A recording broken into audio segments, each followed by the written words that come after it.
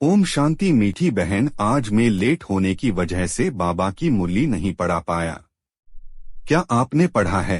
ओम शांति भाई जी, मैं सीधे आपको आज की मुरली का सार सुनवा देती हूँ। बाबा ने हमारे लिए सब कुछ संभव किया है, लेकिन आगे से पहले मुरली पढ़ना ठीक है भाई जी। 26 फरवरी 2024 प्रात मुरली। ओम शांति बाप दादा। मधुबन। मीठे बच्चे, टीचर विदेही है, इसलिए याद की मेहनत करनी है। याद करते करते जब इम्तिहान पूरा होगा तब घर चले जाएंगे। प्रश्न: बच्चों को याद में रहने की मेहनत करनी है, किस धोखे में कभी भी नहीं आना है। उत्तर: आत्मा का साक्षात्कार हुआ, झिलमिल देखी, इससे कोई फायदा नहीं। ऐसे नहीं कि साक्षात्कार से या बाबा की दृष्टि पड़ने से कोई पाप कट जाएंगे या मुक्ति मिल जाएगी। नहीं, यह तो और ही धोखे में रह जाएंगे। याद की मेहनत करो, मेहनत से ही कर्मातीत अवस्था होगी। ऐसे नहीं बाबा दृष्टि देंगे तो तुम पावन बन जाएंगे। मेहनत करनी है। ओम शांति। रूहानी बाप बैठ रूहानी बच्चों को समझाते हैं, पढ़ाते हैं, योग सिखलाते हैं। यह है विदेही टीचर जो हर 5000 वर्ष के बाद तुमको मिलता है। अपने को आत्मा समझना पड़े कि हमको परमपिता परमात्मा टीचर पढ़ा रहे हैं। टीचर को याद जरूर करना है। जब तक इम्तिहान पास हो, याद करते करते इम्तिहान पास हो जाएगा, फिर चले जाएंगे घर। इम्तिहान पूरा होते ही ड्रामा फिनिश हो जाता है। फिर तुम बच्चों को मालूम है कि हमारी आत्मा में पाठ भरा हुआ है 84 जन्मों का, जो हमको बजाना है। याद में भी जरूर रहना है। घड़ी घड़ी बाप कहते हैं मनमना भव। मनमना भव का अर्थ भी है, बच्चे समझते हैं, अक्षर राइट है। बाप खुद कहते हैं मुझे याद करो तो विकर्म विनाश होंगे। इसमें टाइम तो लगता है, अपनी जांच करनी है। शिव बाबा को भी कहेंगे ना स्वदर्शन चक्रधारी, उनको सारे चक्र का ज्ञान है। आत्मा को बाप से ज्ञान हुआ है, यह सृष्टि का चक्र कैसे फिरता है। स्वदर्शन चक्र धारण कर अपने पापों को भस्म करना है। ज्ञान को धारण कर बाप को याद करो। बाप को याद करने से ही विकर्मों का विनाश होता है।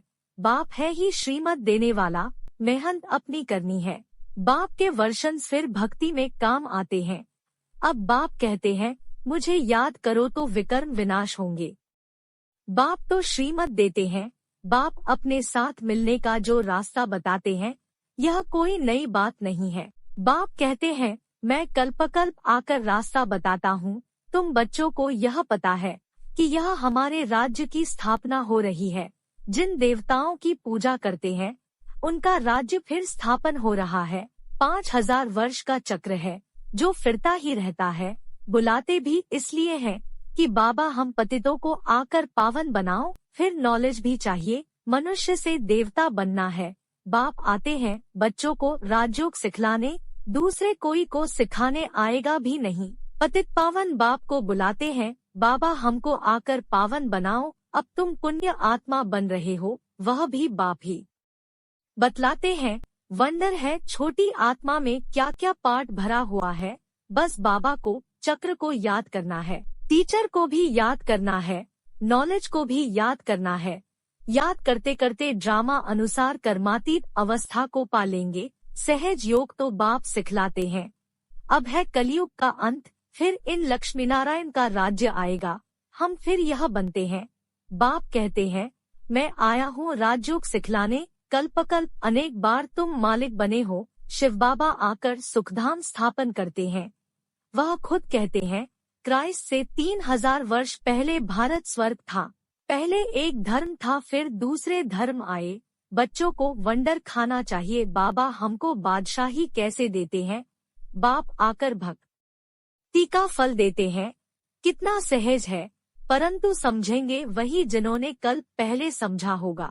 नंबरवार पुरुषार्थ अनुसार। अच्छा मीठे मीठे सिकीलधे बच्चों प्रति माता पिता बाप दादा का याद प्यार और गुड मॉर्निंग। रूहानी बाप की रूहानी बच्चों को नमस्ते।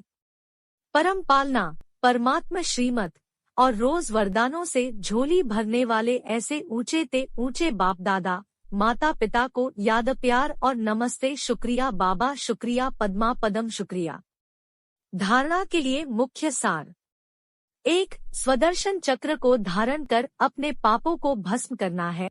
संभाल करो कर्मेंद्रियों से कोई भी पाप कर्म न हो, कर्मातीत बनने की स्वयं मेहनत करो। 2, साक्षात्कार की आश नहीं रखनी है। साक्षात्कार करने से मुक्ति नहीं मिलती, पाप नहीं कटते। साक्षात्कार से फायदा नहीं है, जंक निकलेगी बाप और नॉलेज को याद करने से। वरदान। चेहरे द्वारा सर्व श्रेष्ठ प्राप्तियों का अनुभव कराने वाले सर्व प्राप्ति संपन्न भव। संगमयुग पर आप ब्राह्मण आत्माओं को वरदान है सर्व प्राप्ति संपन्न भव। ऐसी वरदानी आत्मा को मेहनत नहीं करनी पड़ती, उनके चेहरे की चमक बताती है कि इन्होंने कुछ पाया है। यह प्राप्ति स्वरूप आत्माएं हैं। कोई बच्चों के चेहरे को देख लोग कहते हैं कि ऊंची मंजिल है, इन्होंने त्याग बहुत ऊंचा किया है।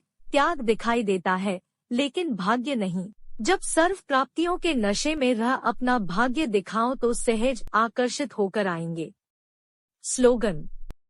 जहां उमंग उत्साह और एकमत का संगठन है, वहां सफलता समाई हुई है। आज की इतनी सुंदर, मन को हल्का करने वाली अति मीठी मुरली के लिए बाबा का दिल से शुक्रिया।